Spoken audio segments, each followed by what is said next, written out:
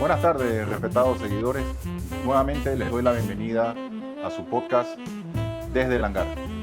Hoy continuamos nuevamente con el ingeniero Germinal Sarasqueta. Vamos a continuar con la segunda parte de este tema que nos apasiona, que es la historia de la aviación de Panamá. Y en el segundo episodio quedamos, Cholín, en el fallecimiento de Ramón Arias y Arias, cuando cayó del puente y desafortunadamente se ahogó en una pulgada de agua. Pero bueno, hablemos qué pasó con esos pilotos que llegaron de Colombia, becados por Cuba. ¿Quiénes eran? Ok, esos pilotos eran, ellos a medida, casi paralelamente que Ramón Ricardo Arias llegó a Panamá, como dijimos en el podcast 1, ya Gelaber había ido a Estados Unidos, había ido a una escuela en Texas, se llamaba Porter Flight School en Kansas City, y de ahí se fue a Tampa a Universal Flight Training, y ahí sacó meteorología y mecánica. O sea, con eso teníamos y pues a un Gelaber que era piloto y mecánico, el primero que existió en Panamá. Ellos, después que regresaron a Panamá y la parte esa del gobierno ese que te había dicho yo que pusieron a Ricardo J. Alfaro, de Acción Comunal, que él quedó presidente interino ahí. Don Francisco Arias Paredes era el secretario de Gobierno y Justicia. Los panameños dijimos, bueno, ahora tenemos, ¿cómo se llama? Pilotos, pero no tenemos aviones. ¿Qué hacemos? Entonces, Pancho Arias, don Pancho, que tenía una buena atracción hacia la aviación, conversó con el presidente y el presidente hizo ¿cómo se llama? Un adelanto, y vieron que como ya la Panquiaco estaba costando mucho dinero, la llevaron al lago Gatún, la dejaron en agua dulce ahí, en preserva, ahí quien la compraba, y con los fondos del presupuesto ese, que tenían como 20 millones, se gastaron como 18 millones, y don Pancho Arias fue a Estados Unidos, a Nueva York, a la Curtiss Wright, y compró 3 aviones. Compró el anfibio, Curtiss Commuter, Keystone Commuter, un anfibio de un solo motor, y 2 Curtiss Wright también Osprey, que eran monomotor de biplano, que eran militares para hacer patrullaje, etcétera, etcétera. Y eso lo pensaron para usarlo para llevar un pasajero y llevar el correo por todo el país. Y estaban artillados, tenían 2 ametralladoras cada uno sincronizadas con la hélice, cada de los aviones. Al anfibio le pusieron el 3 de noviembre. Correcto. Y a los otros Osprey le pusieron Constitución y el República. Ok, muy bien. Con eso ya pidieron los aviones y ya se había ido Gelaber, Marco Gelaber y el Cholo Estrada, Julio Efraín Estrada, se habían ido a Cuba, a Campo Columbia, a una escuela militar aérea, y vinieron graduados pues a finales del año 30. En enero del 31 llegaron. Excelente, excelente. Fueron nuestros pioneros. Nuestros pioneros con el difunto pues Ramón Ricardo. ¿Y qué pasa? Fue idea también del presidente Alfaro y de don Pancho de fundar una aviación ya panameña, pues. Y se fundó el primer SAN, el primer servicio aeronaval en noviembre de 1931. Ok, bien, entonces estábamos en los albores de la aviación de Panamá. De la Panamá. Ya teníamos 3 aeronaves, nos habíamos teníamos el aeropuerto de la Panquiaco, que era la primera motonave para patrullaje. Para patrullaje, que no sirvió. Que no sirvió, así que nos deshicimos de ella. Bueno, ya se había no que no sirvió, sino que ya se había calmado la incertidumbre que había pasado en 1925 con la revolución de Tule, de los cunas, que por eso se había adquirido para controlar Bocas del Toro, San Blas y Coiba y toda la litoral pacífico del Atlántico. Ok, perfecto. Pero ahora bien, ya teníamos aeronaves.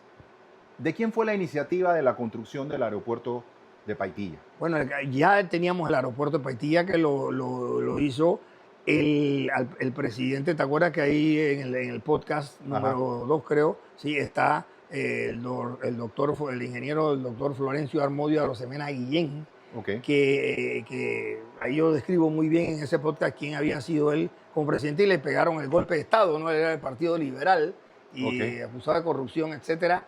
Y entonces ya teníamos Paitilla, que tenemos la primera pista, que la faltó después Armodio Arias, después de Alfaro, de Ricardo J. Alfaro, llegó Armodio Arias Madrid y le pusieron concreto a esa, la que iba de norte a sur. La pavimentaron. La pavimentaron y quedaron las otras 2 pistas del aeropuerto y dijimos que vamos a agarrar un podcast para hablar nada más del aeropuerto de Paitilla, la historia de él. Así es. Entonces, también en el año 29 sucedieron la misma cosa al final de los 20 y de la década del 30 fui muy activa desde que inició. También acuérdate que había llegado el 9 de febrero de 1929, había venido el primer vuelo de Pan American, que fue un Sikorsky S-38 que vio a Miami, que aterrizó en David y a través también por México, Guatemala, llegó a Panamá. Sí, eso, ahora que mencionas Pan American Airways, esto me lleva, me pregunto, ¿cuál fue el papel de Pan American Airways en el desarrollo de la aviación, no solamente en Panamá, sino a nivel centroamericano? Sí, eso lo describimos en Tacoras, pero eso se fraccionó, tuvimos problemas con la grabación, ¿te acuerdas? Eso yo lo escribo muy bien, pero vamos a tener que hacerlo de nuevo, porque es muy interesante, pero eso vamos a dejarlo porque eso verdaderamente se desarrolló después, durante la guerra y después de la guerra. El desarrollo de Pan American con Centroamérica, de todas las aerolíneas. Entonces, cuando se hizo el Servicio Aéreo Nacional, que fue el mismo don Pancho, fue allá y compró los aviones, arregló para que consiguieran un piloto experimentado para traer los aviones. Por supuesto, contrataron a un señor que se llamaba Charles Cave Travis, que era un piloto experimentado, recomendado por el fabricante Curtiss, ¿no? Entonces, se fueron en el 31, cuando estaban aquí, él se fue solo y trajo el anfibio, y después se regresó a Estados Unidos y con Gelaber, y Gelaber trajo el República y el otro trajo el Constitución. Entonces ya estaba formado eso. Teníamos 3 aviones en Panamá. Acuérdate que en 1929 se fundó Isthmian Airways, que era una compañía norteamericana dentro de Panamá, que volaba internamente del Pacífico al Atlántico, pasajeros, carga, de todo. Y abrieron una escuela donde el mismo Sexton, el dueño del ingeniero Sexton, que trabajó muchos años en la construcción del canal, y él abrió una escuela. Entonces ahí estudió también. En esa escuela estudió Nicanor Barrio, que había aprendido a volar en Estados Unidos y se mejoró mucho y aprendió mucho más acá también. Nicanor Barrio, estaba Eustacio Sichaco, el papá de Johnny y Pello, que los tuvo ya mayor. Estaba Rodolfo Estripó, que fue alcalde de Panamá. Estaba Pipa Arias. Y otro par de pilotos que se me escapan de la memoria ahí de ese grupo, pero esos están los elementos. Y Nicanor Barrio, Eustacio Chichaco y entraron a trabajar en el Servicio Aéreo Nacional con un par de mecánicos, Esteban Carles, que fue un mecánico también que trabajó ahí, otro en el Servicio Nacional. El Servicio Aéreo Nacional, por supuesto, le dio al inicio, en el 31 también se hicieron los primeros vuelos de correo aéreo en el anfibio y los otros dos atacaron las provincias centrales, desde Chiriquí hasta Santiago, Chitré, y Aguadulce y Chame. ¿Qué pasa? En el año 32, estando el anfibio en el puerto ahí, amarrado en el muelle de Boca del Toro, alguien pasó, tiró una colilla, prendió un fósforo, nunca se supo, se hizo una investigación bien extensa y se quemaron las alas y la reparación costaba miles de dólares, en aquellos tiempos $5,000, $6,000, pues era una fortuna y no había presupuesto. Acuérdate que habíamos entrado en la depresión del año 29. Correcto, la Gran Depresión. La Gran Depresión, el viernes negro ese, cuando se fue Wall Street a cero, y entonces eso repercutió enormemente en Panamá y el fisco estaba corto de dinero y no pudieron arreglar el avión. Entonces llegó al poder Armodio Arias y dijo que no podían con eso, con los dos aviones, no podían con los dos aviones la operación, entonces pararon los aviones. Y en el año 29, en noviembre, se había formado la comisión de aviación que había hecho Ricardo J. Alfaro, pensando que los gringos pues iban a entrometer en la aviación, no iban a tener injerencia, por supuesto, y entonces hizo la comisión de aviación, que era como al principio de la aeronáutica civil, pues, pero se llamaba comisión de aviación, donde habían 3 norteamericanos y 2 panameños. O sea, estábamos en desventaja. Estábamos en desventaja en nuestro propio país. Eso era típico, pues. ¿Qué hicimos? Y entonces, ¿quiénes estaban en la comisión? Estaba el gobernador de la zona del canal, que era Burgess. Estaba el Nat King, el general del ejército que mandaba en Panamá de los Estados Unidos, porque no había fuerza aérea, sino era Air Corps, no era un cuerpo aéreo del sexto ejército de los Estados Unidos aquí, que se había establecido pues para defender el canal, y ellos sí estaban volando desde el año 17, 18, 19, volaban pues entre aquí, el aeropuerto de La Primavera en Chiriquí, paraban donde había lugares, o sea que cualquier potrero era bueno para aterrizar en aquellos tiempos, y ellos sí tenían su operación, y nosotros acá con el Servicio Aéreo Nacional, que lo tuvimos que parar. ¿Qué pasa?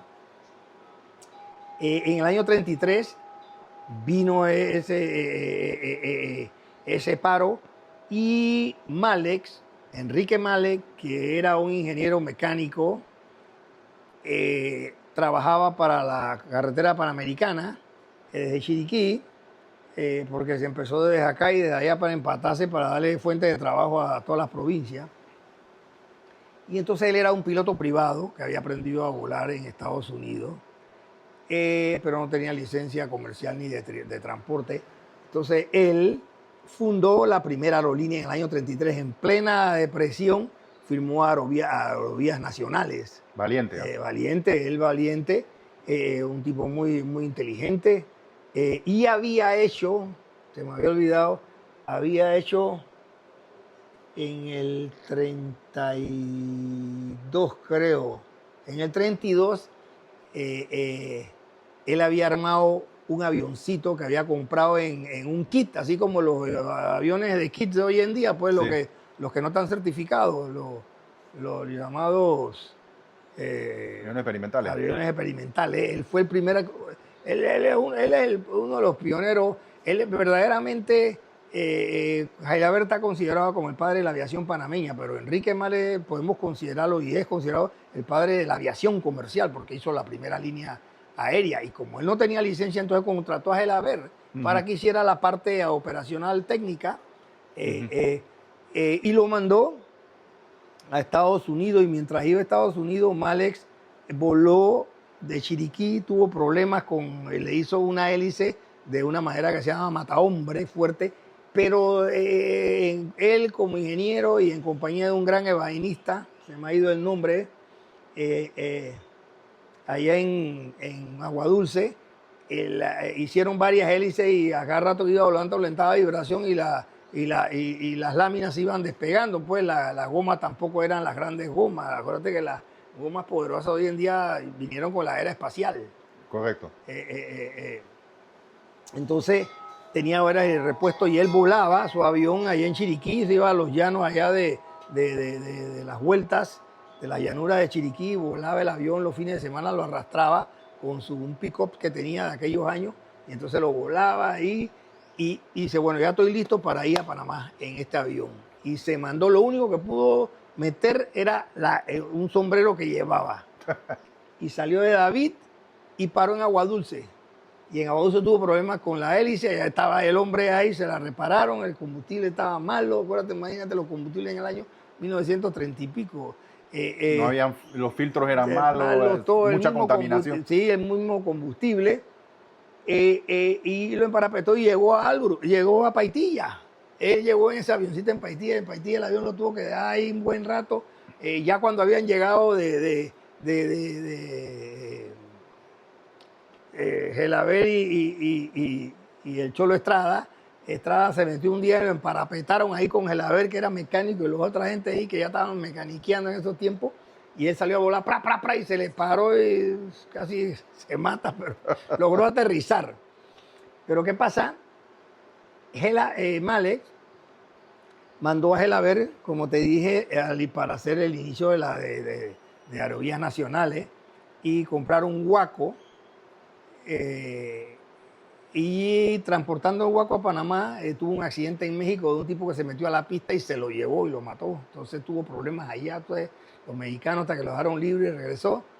Y él pues habló con su papá y sus tíos y pusieron los fondos necesarios y se regresó a comprar un Stinson Reliant, que fue el primer avión comercial verdaderamente que voló en Panamá. Yo tengo fotos del avión original que nadie, no lo habíamos podido lograr conseguirla. Yo ahora lo conseguí hace unos años a través de unos muchachos ahí, de Rafael Prado, que es un gran entusiasta de la aviación nacional y es un gran historiador. Le gusta y él es presidente del club Rotario creo que es, no me acuerdo, yo no conozco mucho esos detalles de los clubes. Y entonces él consiguió las fotos esas que yo, pero no teníamos aquí pues para... El próximo vamos a ver si le metemos tecnología, señor director, para ver si podemos meterle, no sé cómo, que imágenes. La gente puede ver imágenes, ¿verdad? Sí, eso es parte de... Lo vamos a hacer, vamos a ir mejorando el podcast, con cada episodio lo vamos mejorando. Bueno, aquí no lo podemos reflejar, pero podemos tener una papa en otro lado, ¿verdad? Entonces, ¿qué pasa? Llega el Stinson, después llega un trimotor Stinson también, llega a tener como 3, 4 aviones Aerovías Nacionales, y en el 35 Gelaber se separa porque él tenía también sus propias ambiciones y ya Estrada estaba volando con Aerovías Nacionales, un cubano también que vino, que eran compañeros ellos de Cuba, se me ha ido el nombre así, pero por ahí me viene, y también el muchacho, un piloto que también aprendió a volar en Isthmian Airways, y él se fue a Estados Unidos, sacó su licencia de transporte, entonces vinieron para acá, pues, y entonces ya Aerovías Nacionales ya estaba bastante consolidada, y también en el año 35, en septiembre, nos viene la primera tragedia, pues, con muertos, que fue desde ese año 35 entre la SN, entre el Servicio Aéreo Naval, ese 146, que se estrelló allá por donde se mató Torrijos. Ajá. Ese hace poco, hace como un año y medio por ahí creo, no hemos dejado de tener CFIT, claro, no a la cantidades que había en los años 70 y 80, incluyendo el de Torrijos y todo eso, que era el típico accidente, casi la mayoría de los accidentes en Panamá han sido así. De eso vamos a hacer también un podcast de los accidentes aéreos. Sí. Que el libro ya está con tabla de contenido y todo, nada más que escribirlo. Entonces, ¿qué pasa? Gelaber, al irse de Gelaber Malek, él abre su propia aerolínea que se llama Transporte Aéreo Gelaber. Ujú. Y Gelaber entra en un periodo político que él lo obligan y a él le confiscan los aviones y quedan abandonados en Chiriquí, en David, y él, por la presión, se tuvo que ir a volar a Costa Rica. Ok. Allá muere en 1940 en un accidente CFIT volando para ENTA, Empresa Nacional de Transporte Aéreo de Costa Rica, en el 40. Gelaber se desarrolla, aquí tenía hasta 12, 13 aviones. Él solo hace una ley de aviación que le dan todo el contrato de transporte de correo a Gelaber, y en la ley esa de aviación le ponen la gente en el morbo y en la ¿cómo se llama? En la leyenda urbana. Sí. Le ponen la ley Gelaber, porque tenía nombre, pues, Transporte Aéreo Gelaber. Y él ahí se queda, trae varios pilotos de afuera, traen los Hamilton, traen los Sikorsky, el famoso Sikorsky, eso que voló Pan American, compra un ex Pan American y trae un Fokker de trimotor también, y los vuelan a Chiriquí, a Puerto Armuelle. El Sikorsky 38 lo traen para volarlo a San Blas de Turismo, a Boca del Toro, a Darién, a Las Perlas. Trae también un Vega poderoso, muy rápido, y también trae un Consolidated Vulcan. Pero el Vulcano ese es un avión, ¿cómo se llamaba? Ese avión después lo trajo aquí a Valderrama en los años 50, en los años 40-50, y se lo vende a este señor Jimmy Angel, el descubridor del Salto del Ángel. Ajá. Él vivió aquí, murió aquí, vivía en la zona del canal y todo. Okay. Yo tengo el certificado de función de ese señor Jimmy Angel, a donde dice profesión, dice aventurero. Era buscador, y ese avión lo dejaron tirado, ese y otro, allá en Venezuela, y lo compraron y está en un museo, porque ese era un avión especial que había sido de Randall Hearst, el fundador de los periódicos en Estados Unidos, un hombre millonario, papá de Patty Hearst. ¿Tú te acuerdas que ella sí, el tuvo famoso presa secuestro de los años 70? De los años 70, que era el movimiento ese de los Panthers. Sí, Black Panther. Black Panther. La secuestraron y después Torrijos la invitó aquí en los 70 y ella estuvo por San Blas y todo eso. Bueno, ese señor tenía ese avión tenía como 1000 caballos de fuerza. Era un avión espectacular. Ese era un Vultee. Se llamaba Vultee. Vultee. Vultee, Sí. por Conver Vultee, porque Vultee era las iniciales del ingeniero que lo diseñó. Tremendo avión ese, está en un museo. Voy a averiguarme ahora mismo, el museo lo tengo, dice, pero se me ha pasado. Entonces, ¿qué pasa? Llega, Gelaber se mata en el 40, y en el 41 los Estados Unidos entran en la guerra. Entonces ahí dice, aquí no hay aviación en Panamá, todo lo que no se puede hacer.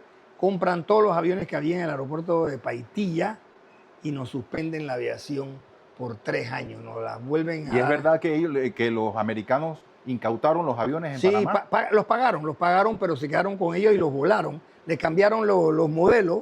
Ajá. Porque esos aviones no estaban en el inventario de la flota del Air Corps, del Air Corps, sí. Del Ejército del Aire de los Estados Unidos, y se quedan con ellos.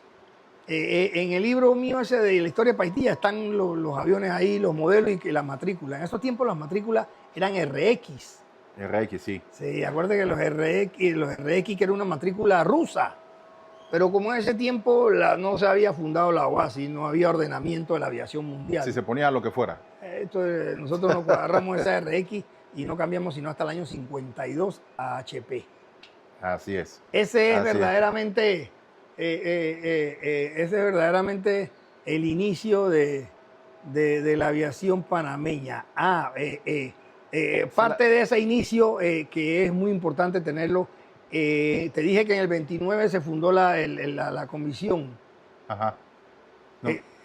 Dale, continúa. El inicio de la Comisión de Aviación.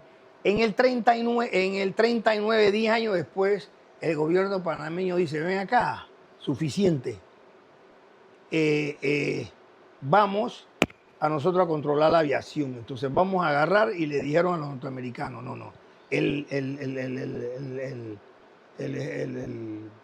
asesor técnico de la comisión tiene que ser panameño. No, porque había un teniente Sein, que era el que revisaba los aviones y todo eso de las aerovías nacionales, de transporte aéreo Gelaber, de TAC, etcétera, y los privados. Entonces finalmente mandamos al capitán Luis Romero Río de Chiriquí. ¿Te acuerdas que fue profesor ahí en la Escuela de Aeronáutica Civil en su último momento? Que él me dio los apuntes. Qué lástima que no lo podemos tenerlo para hacer, pero él me regaló sus apuntes que él hizo, que se llaman Apuntes Históricos sobre el Nacimiento y el Desarrollo de la Aviación Panameña, y me lo regaló con una nota muy bonita, ¿no? Que él me la hice mi muy estimado amigo Cholín. Quiero tener el placer por este medio de dejar constancia escrita que te cedo el derecho de autor de mi libro Apuntes Históricos del Desarrollo de la Aviación Panameña, porque tengo la seguridad de que tú puedes aprovechar legítimamente todo el contenido de estos apuntes que con gran amor a la aviación panameña elaboré desde hace años. Espero que tú puedas sacar provecho de mi experiencia vivida en esta rama que me fascinó desde joven y te ayude a incrementar tus conocimientos por medio de toda la información allí contenida. Con mis mejores sentimientos de amistad, Capitán Luis A. Romero, AB 40198. Él nació antes de la vigencia de la cédula, ¿no? Entonces, yo nada más que le agregué... No se equivocó. No se equivocó al darte los exactamente. Oye, vea que no había pensado en eso, Pedro, hombre. Sí, exactamente. Yo aquí lo pongo, yo hago la misma dedicatoria que él le puso y a manera de prólogo más información que yo tenía, se la incluí y amplié la información nada más que del inicio, a donde él se había quedado un poco corto. Pues. Ajá. En esos tiempos no había mucho viaje para muchos lugares, no había internet, no había conocimiento, no había la aviación que tenemos hoy en día. Entonces yo me pude ampliar mucho más que él, por supuesto, y ahí...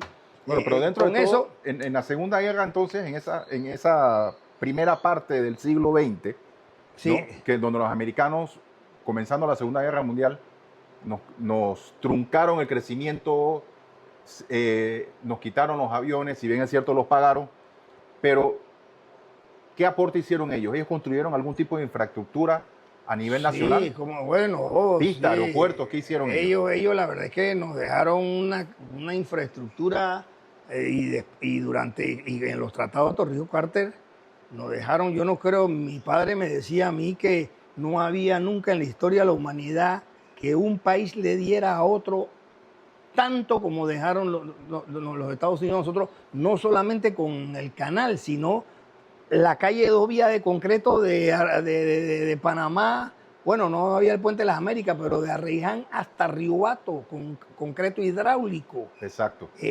Todas las pistas que nos dejaron, que fueron más de 30, pero anterior a que eso, hay importante, además de la Comisión de Aviación, que el asesor técnico era el que hacía los papeles que hoy en día hace el director de Aeronáutica Civil, ¿no? Ya, entonces teníamos más o menos a un director de Aviación Civil con Lucho Ríos. Eso hay que reconocérselo y a machacarlo muy bien, que él fue el primer director de Aviación Civil que hubo en Panamá. Y en el 1932, Ricardo J. Alfaro, como abogado y doctor en leyes, él sacó los primeros ¿cómo se llaman? Los primeros reglamentos, el 147, 148, 149 y 150. Cómo se reglamentaba la aviación nacional, cómo se reglamentaba el uso de entrada y salida de aviones en Panamá, el uso de los paracaidistas y la otra era, se me ha ido el otro de los 4, pero ya ese era el primer de reglamento. Claro, era la copia de lo que había sacado el presidente Calvin Coolidge en Estados Unidos con 4 decretos de Estados Unidos, y eso lo copiamos nosotros, como volvimos a copiar muchas cosas después en los reglamentos de aviación de nosotros hasta el año 2003, que ya sí nos separamos de los FARs, Correcto. que hicimos y nos inclinamos a cumplir con los anexos, que De la son base. verdaderamente lo que los estándares mínimos, las normas mínimas para cumplir, porque Ujú. nosotros, por querer estar pegados y estar con los gringos, nos copiábamos de los de ellos y tú tratas de hacer una aerolínea con los FAR y, oye, y cuesta todos los millones, mucho más de hacer una aerolínea como tú conviertes los anexos en reglamento, porque verdaderamente los anexos es el hueso que la OASI le da a los países. La carne que tú le vas a poner a ese prime rib, a ese ribeye, la carne es el cuerpo de la aviación tuya. O sea, como tú haces tu aviación es la carne que tú le pones al hueso ese que es el anexo. Esa es la mejor explicación que yo le he encontrado Así es. a cómo que es la diferencia entre el anexo. Entonces eso nosotros lo hicimos cuando salimos de la categoría 3, donde DHL fue la primera aerolínea que se recertificó en Panamá, y después vino Copa. Copa era ya más complicado porque ya Copa tenía hasta los 900, hasta los 737NG, ¿no? Correcto. Y verdaderamente yo creo que ese es el inicio de la aviación panameña. Bueno, Cholín, la verdad que vemos que esto es un tema que donde vamos destapando, van saliendo muchas cosas, y esto es lo que me gusta de esta tertulia, ¿no? Que me trae el recuerdo de cuando nosotros nos reuníamos en los hangares y nos poníamos a hablar, y sí, ya nos vamos, no, que espérate, y seguíamos el tema, y seguíamos el tema, y trae más cerveza y más pollo y no sé cuánto. Y bueno, así estamos aquí ahora mismo. Sí, ya hemos llegado hasta la Segunda Guerra Mundial. Exacto. En el próximo episodio, lo que vamos a hacer es que vamos a continuar, ¿no? Sí, exacto. Vamos a continuar después de la Segunda Guerra Mundial, las primeras compañías que se fueron fundando después de la Segunda Guerra Mundial. Exacto, ¿no? eso está clarito, porque hasta ahora, lo que hemos hablado hasta la guerra, hasta el inicio de la guerra, ese es el periodo que la Academia de la Aviación Panameña hemos desarrollado como los pioneros. Correcto. Esos fueron los pioneros, ¿no? Ya después de la guerra, cuando nos abren las puertas en el 45, nosotros nos volvemos locos. Y sí, hay un resurgimiento, eso que yo he llamado resurgimiento aeronáutico. Así es. Ahí entonces vamos y a ahí empezar. tenemos bastante tela que cortar y bastantes episodios en los cuales iremos cubriendo. Ahí nos va a tomar, varios episodios. Pero bueno, Cholín, te agradezco mucho. ¿Cómo mis estimados seguidores, los invito a que disfruten de todos nuestros episodios. Tienen nuestros correos desde el hangar @gmail.com, a lo cual me pueden escribir, y con gusto aceptamos sus sugerencias de temas que ustedes quieran que nosotros toquemos aquí en este foro que es de ustedes, e invitaremos a las personas que tengamos que invitar para que nos aclaren y nos instruyan sobre todos los temas interesantes que tiene la aviación internacional y nacional. Muchas gracias, que tengan buen día.